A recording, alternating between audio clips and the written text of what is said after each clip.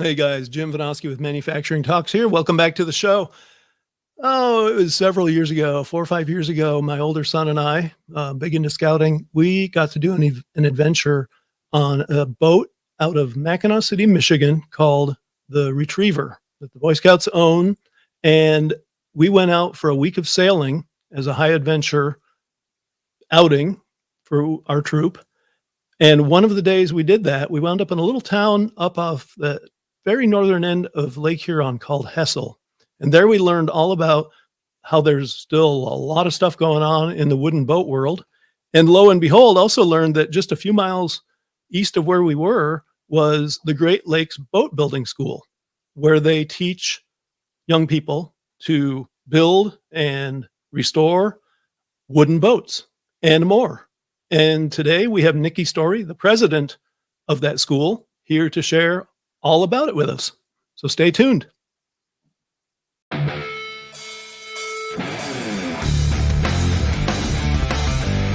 Welcome to Manufacturing Talks with Jim Vanosky. Industry has a million cool stories, and Jim talks to the movers and shakers who are making them happen. Let's dive in.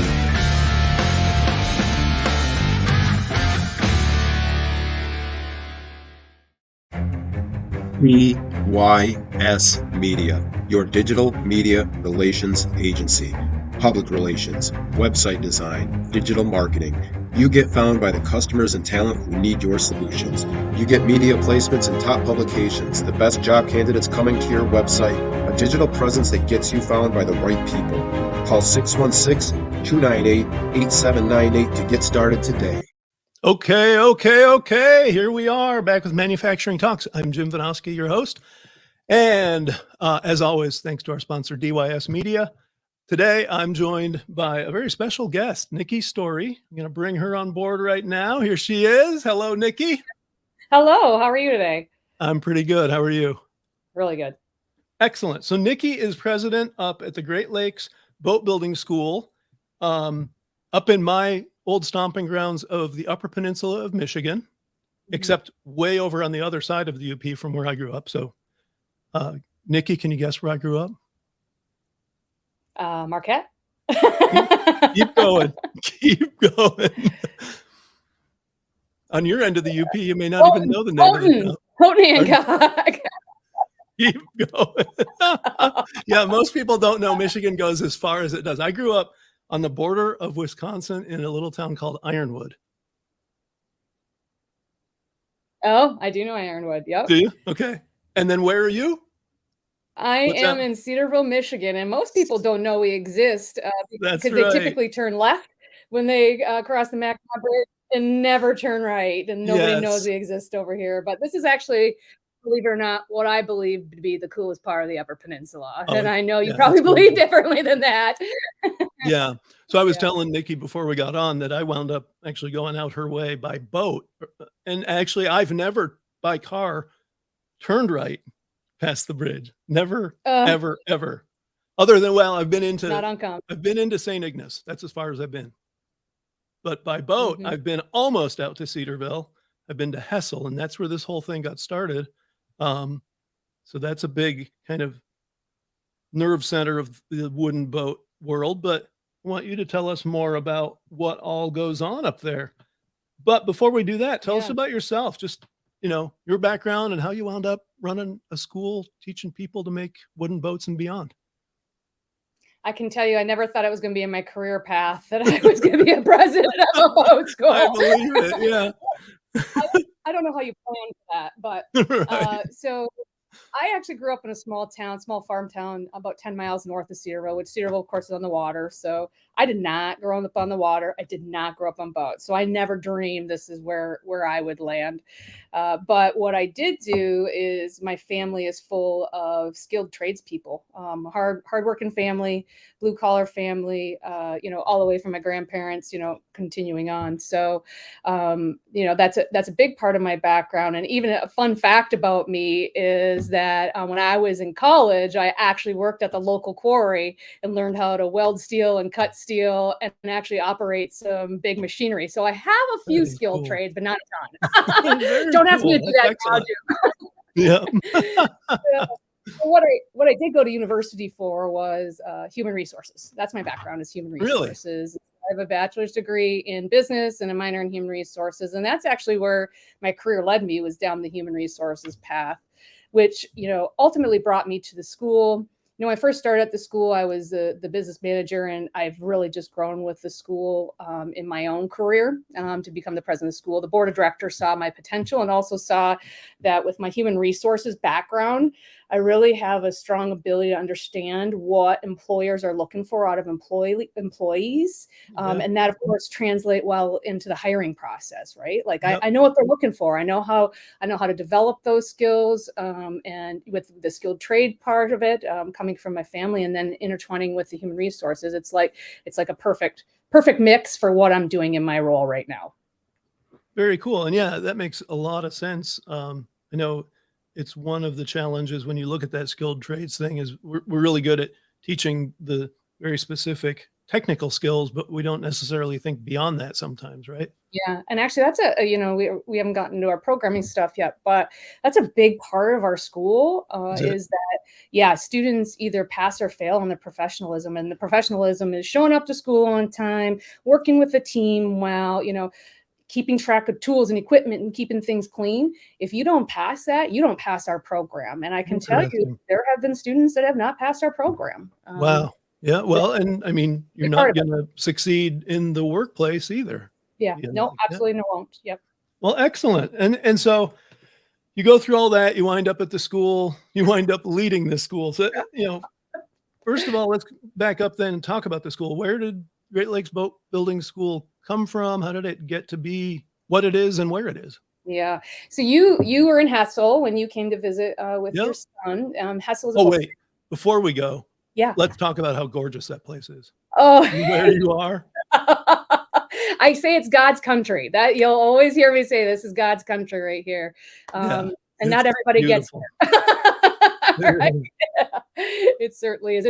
Honestly, I say this too, is a great place for students to live and to learn. It is just, it's an amazing place. It's a big secret to many, kind of a hidden gem, but it's a great place to live for sure. Yep. Okay. I interrupted you, but I had to get that in. Just keep my train of thought going, Jim. Right. So Hessel, Michigan, we're located in Cedarville, Michigan. Hessel, Michigan is about 3 miles west of here, closer to the Mackinac Bridge.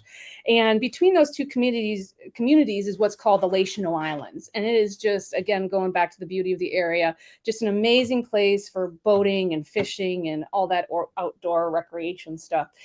And where you were, you stopped by E.J. Murtaugh's over in Hessel, I believe, right? Sure did. And that was actually the first Chris Craft dealership in the country. And if you know of Chris Craft, there's still a company that's alive and well.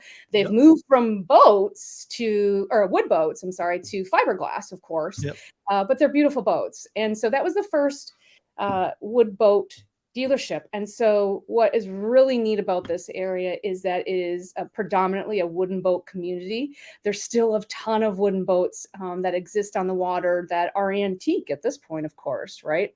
And so the school was started to keep that wooden boat tradition alive that has amazing history. And it was also started to help, the offshore. This is a very touristy community in the summer.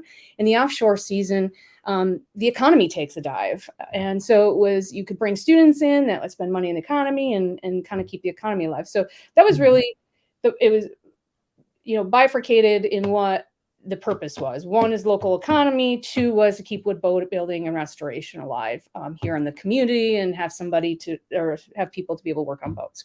I'm going to fast forward very quickly, Nikki being at the school. And when I joined the school, it was really struggling with enrollment. It would waver between, I'd say, 10 to 12, 13 students, but it was a battle. And in truth, at that time, the school did not have federal financial aid where students could get Pell Grant loans, all that kind of stuff. They offered some scholarships, philanthropic scholarships, but they didn't have that aid available for students. Anyway, Yep. So at that time, we applied for accreditation, a national accreditation. We're approved, and then we also went through a process to get approved for federal financial aid. I can tell you that changed the face of the school. Accreditation focuses in the Department of Education, focuses on making sure students that receive aid get really great careers that they can afford to pay off their student loans. So we thankfully have had 100% placement out of our wood boat building program. We're turning, and it's crazy, right? You'd be like, is this still needed? It absolutely is. And there's a lot of manufacturers. Yeah, there's a lot of manufacturers out there that hire our students to come do a lot of the work in their assembly factories. Mm-hmm. And so with that, we were focused on careers, and what we were hearing constantly from the industry is we need more marine technicians. Mm-hmm. And so we had our wood boat building program, and we decided to start our marine service technology program, which has just really catapulted the school forward to where our enrollment is growing majorly. We typically take, based on the space we have here, we typically take 24 students. This year we took 30. Because we didn't want to turn anybody away. So yeah, it's really cool. And so we're adding programs, and it's a really exciting time. This, if you follow the school at all and you see what we've got going on, it's interesting. It's an interesting dynamic taking place. Yeah. And I do follow what you're up to, and it's really fascinating. I recommend all my viewers out there, my listeners, follow Nikki on LinkedIn. Look up the Great Lakes Boat Building School. It's just such a marvelous story. And you kind of started into my next question, but let's talk more about that. So you started with a specific program of building and refurbishing wooden boats, but you've obviously expanded beyond that with the other programs here. So what is the kind of broad swath of what you're offering now? Yeah, so we started with our comprehensive career boat building program, which incorporates traditional and composite wood boat building skills. It's a 12-month program. And then we added our marine service technology program, which is a little different in that is teaching the students how to repair and diagnose the engines on boats, the everything that makes the boat run, right? Everything that's the components like the air conditioning and things like that make the boat function. So we added that. Both of those programs are 12 months. And they're doing very, very well. And so students spend about 80% of their time on the hands-on skills that they need to have. And if you ever came to visit the school, you'd be really interested to see there's actually a lot more shop space than there's classroom space. Because again, we're focused on developing those skills they need for a skilled trade in the marine industry. Right. Yep. Yeah. Excellent. And so those are two separate entities, those programs? They are. And it's not uncommon that a student might come for one and stay for a second. That was my next question. Yeah, You're beating me to them. No, that's fine. That was not one that we planned, but yeah, that's really cool. So a student could kind of do both ends of that and really wind up with a huge slate of skills then. Yeah. And what's even cooler is we're going to be adding a third program, marine electronics technology. Now this will be this will be a 9-month program, but it's going to be a specialty in marine electronics. And if you're into boats, there are so many electronics on boats now that there's a huge demand in the industry for that specialty. It will be the first school in the country to be offering this specialty, which we're super excited about. Yep. Now, you mentioned that you saw in the industry there were these needs. Do you directly partner with boat builders, with engine builders, different companies in the boat industry? Yeah, we have so many amazing partners. Honestly, as a nonprofit, we wouldn't be able to do what we do without the partners that we have. As a nonprofit, we're doing everything we can to keep tuition as affordable as we can for as many students to come through the school. A lot of our families are, working class families and, don't have necessarily the resources. So, but our partners are, one of our great partners is Mercury Marine. They came right on board with us when we brought on our marine service technology program. And so they help us with equipment. We actually have some new equipment coming from Mercury here pretty quick, in-kind donation to us, as well as the training and students. are able to train and start the process for them to become master technicians right here at the school. Other partners, we just brought on Volvo. So students are going to be able to get diesel certifications through us. Ilmor, which is actually a company right out of Michigan. They're a fantastic company. People primarily know Ilmor engines as engines for Indy car racing. Right. They also have a marine division, and they're the souped up, go fast engines that might annoy your neighbors. Right?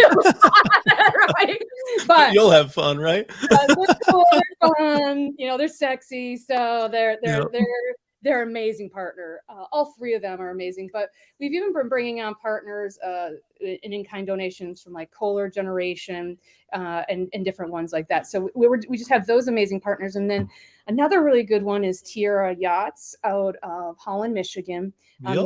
You and I were talking a little bit about the Slickers family, and Tom now sits on our board of directors, who's the CEO president of Tierra. But Tierra offers 2 sponsorships to our students out of each program, $15,000 to help pay for tuition. Now the students have a work commitment on the back end if they go work at Tierra. And actually, we just got some pictures back of Tom Slickers with the 2 students to go in our newsletter, and our students. Our students are so happy there. They love Tierra. And he asked them if their goals, if they're just going to stay for the year, if they're thinking that they might move on. They said they love it. They don't plan on leaving. It's a great, I think people look at manufacturing in the old fashioned terms of, sitting on the line and you do this thing over and over again, but it's not that way anymore. And there's just some really great careers in manufacturing that have really great results that you can really grow with some of these manufacturers and have really good paying jobs. But mostly though, a lot of our relationships are with marinas and dealers. We also have sponsorships from multiple marinas and dealers. We have started a new program at the school called our Marine Dealer Education Network. Connecting to the school and our students are so important to the marinas and dealers out there in the industry. And they're always wondering, how can we become more connected? And that way is by getting really connected with us at the school, so you have access to those students. And so we actually have some really amazing partners that have joined us in that effort. Irish Boat Shop out of Harbor Springs, Michigan, Jefferson Beach Yacht Sales, and they have many locations. I think they got 7 or 8 locations have joined us. We also have had recently the Lakeside Marine out of Wisconsin. And so as all of these partners are supporting the school, and they're also supporting the students in terms of tuition and offering sponsorships too. So that partnership is amazing to be able to help those students go through our programs and try to keep the tuition as affordable as possible. So I'm going to go back to Tierra because as I mentioned when before we came on, that was one of my earliest Forbes articles over 5 years ago was writing about Tierra. They're right in Holland, where I spend a lot of time. It's just around the corner from where I live. So yeah, I can see why they'd love it there. Wonderful place and a great place to live. And then you mentioned that the tying your students in with these opportunities, and that's such a huge deal. Other young people seeing what the opportunities are in manufacturing. So when these graduates from your program get out there and get these great jobs, and they're feeding back to the people just younger to them, that's the kind of marketing I always talk about. In the manufacturing world, we're our own worst enemy in some regard, because we never talk about how cool it is what we do. And you guys are doing that constantly. Yeah, and in truth, until I'd gone and toured some of the factories, like I've toured Tierra, I've toured Intrepid Power Boats down in Florida, I toured Smoker Craft, until I went and toured these facilities, I had a different image of what manufacturing was, dirty and just, nose to the grindstone kind of work, which is not easy work, but they're very clean facilities. They're good jobs. Yeah. So I'm glad you guys are out there spreading the word that there's really good careers to be had in what we do. For sure. And lots of opportunity for growth. Oh, definitely. And that gets to my next question. You're anticipating constantly. It's phenomenal. You mentioned how it has grown and you've been able to expand what you're doing. Now, as you look down the road, you mentioned adding programs. Do you see further growth of your enrollment as part of your plan? Yeah. a big part of our plan. Our board of directors put together a very aggressive 5-year strategic plan. And I can tell you we're probably about 2 years in and we're knocking it out of the park. Part of that plan was to expand facilities and grow enrollment, to have less reliance on donations. We'll always ask for donations to support the school, but we wanted to be sustainable. And I can tell you for the first time in the history of the school is been able to sustain based on the revenues that come in versus donations. The donations go to new equipment, the things to help the programs grow. So part of that plan included additional facilities because we're limited on space. We're tapped out on space right now, Jim. I don't know if we could squeak another person in out there. Yeah, additional facilities, new program, growing enrollment. And so I think it's now a year and a half ago, we were approved for a EDA grant from the federal government to expand our facilities. And so we're actually doubling our facility and we're hoping to break ground on this in the spring.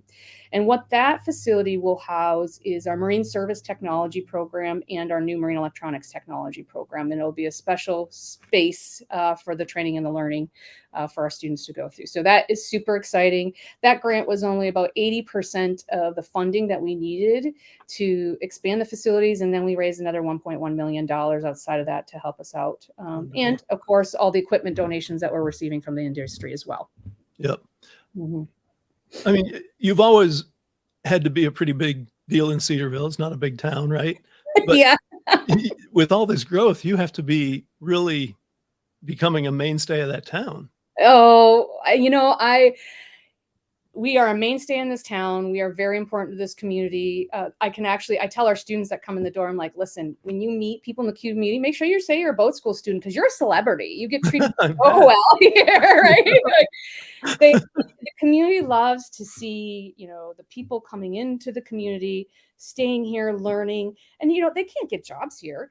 I mean, there are a few jobs, right? But the community can't sustain jobs. Right. Yep. They come from all over the country, honestly. And, I mean, primarily I recruit in the Midwest, in Michigan, but we have students coming from Florida. We have students coming from Arizona, Kentucky, like they come from all over, but then they go find jobs, out in the world, right? Anywhere there's water, they can find an amazing job. And so the students that are coming here, are a big contributing factor to, I think, the vitality of this community, the liveliness of this community. There's been a lot of business that actually been able to start, I believe, because students are here and able to keep things going when there are not tourists here. Yep. Excellent. Yeah.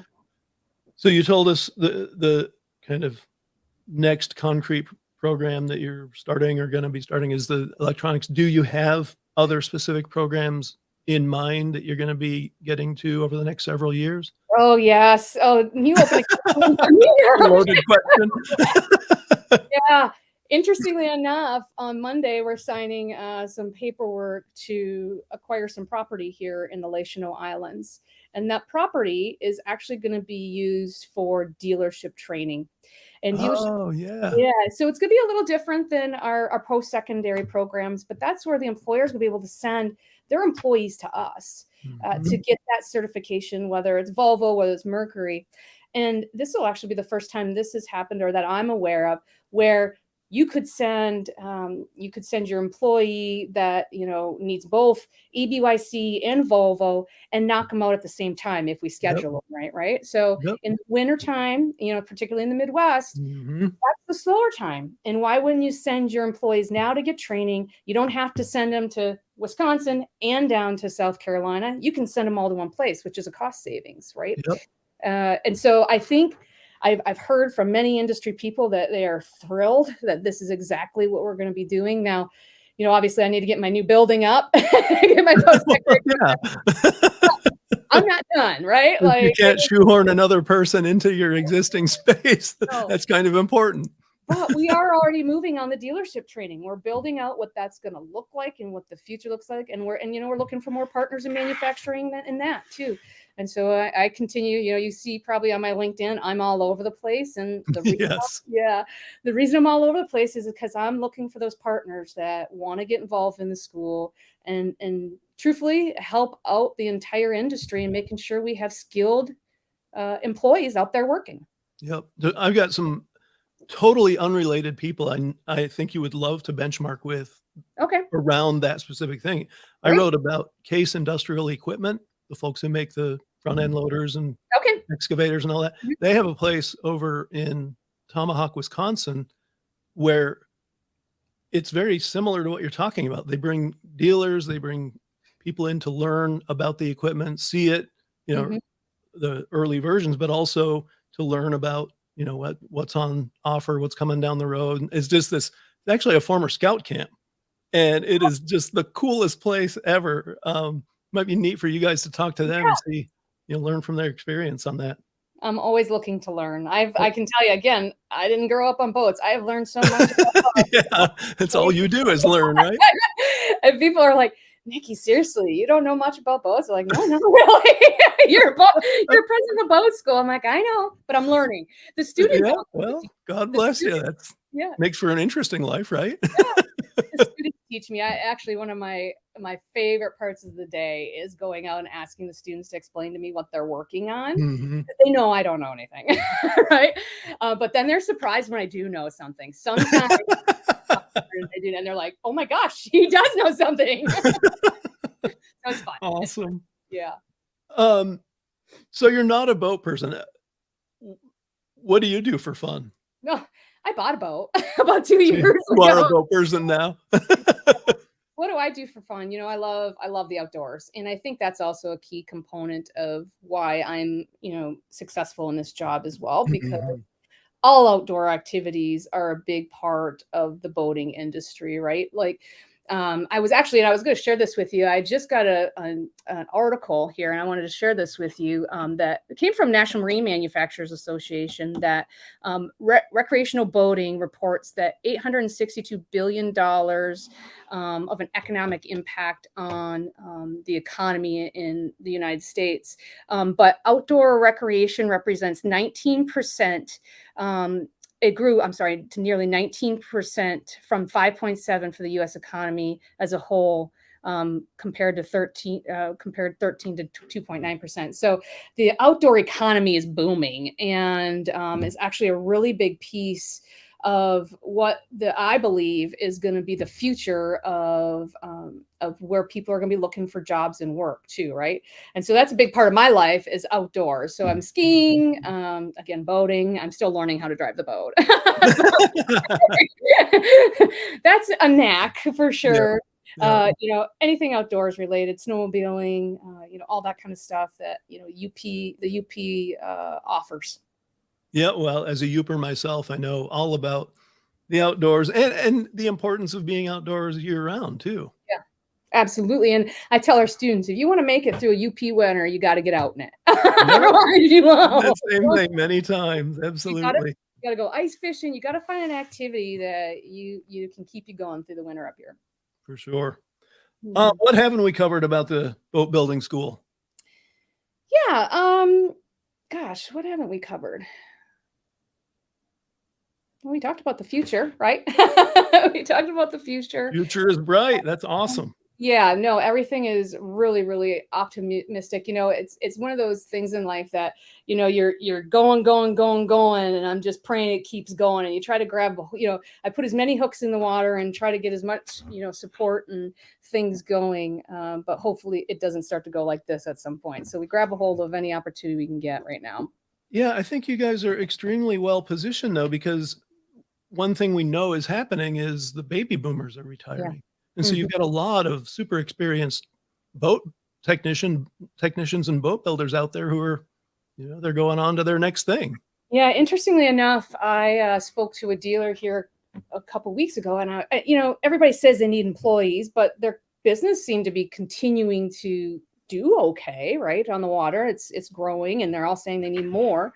And I said, well, explain that to me.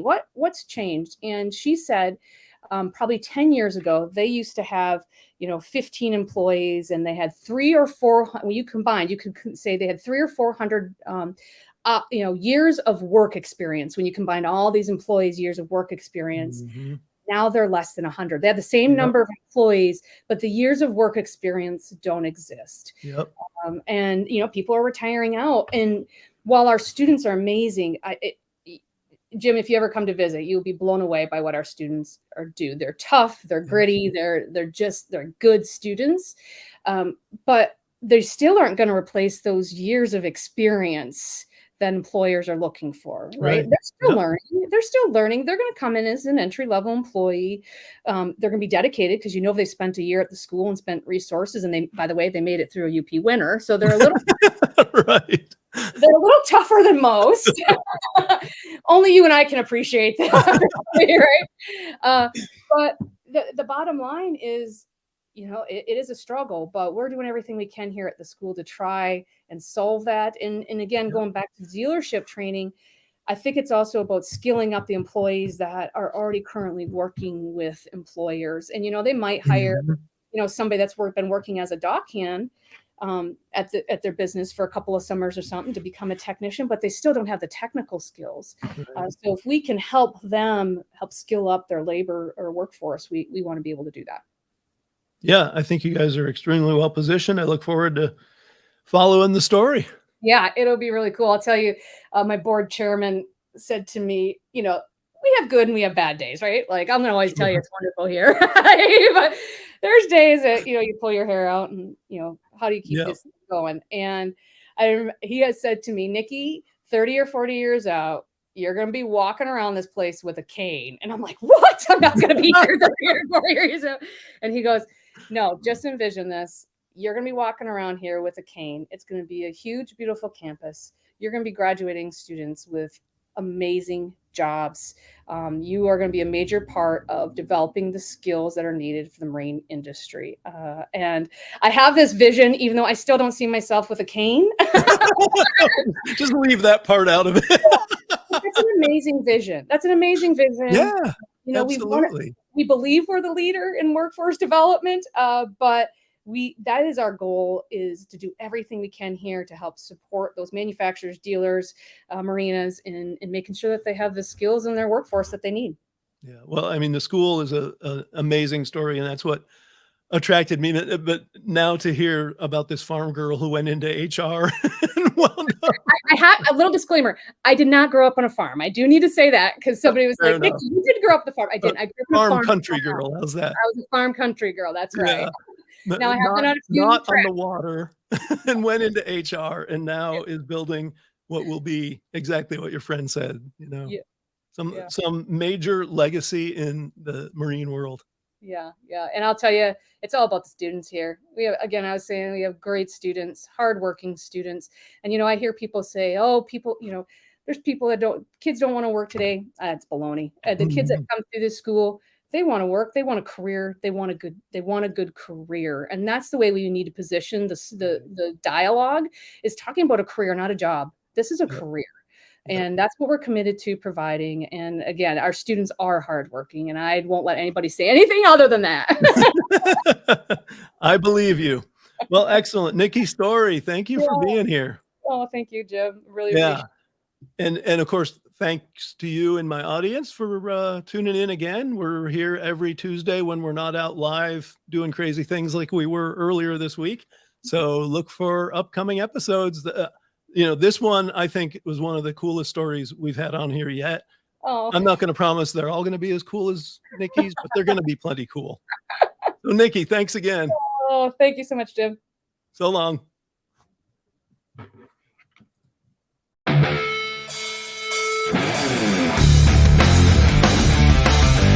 Thanks for tuning in to Manufacturing Talks with Jim Benoski.